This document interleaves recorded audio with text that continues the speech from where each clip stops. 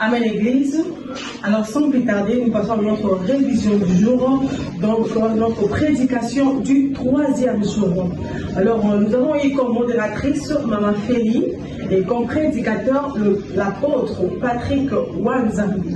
Comme passage biblique, nous avons eu le livre de Matthieu, le verset 26 du 1er au 11e verset. Et autre texte biblique, nous avons utilisé le livre de Ésaïe 54, le verset 15. Comme thème principal, nous le savons tous, que nous sommes en train de parler sur l'héritage durable. Et comme sous-thème, il a parlé sur, c'était une question en fait.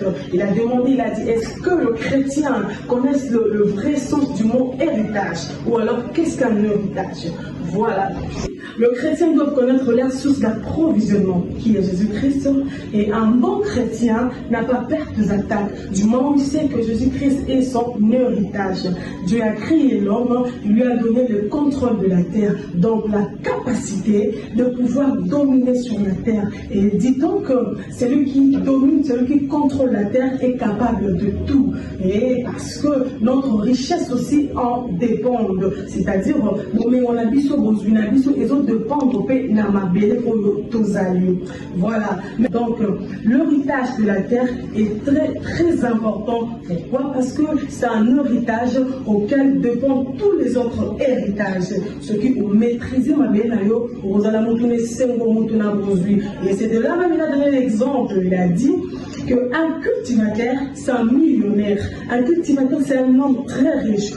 À la deuxième position, il a parlé d'héritage comme une adoration. Il a dit un adorateur doit avoir un niveau, une dimension élevée dans l'adoration. Et pourquoi? Parce que c'est le canal par lequel Dieu s'en sert.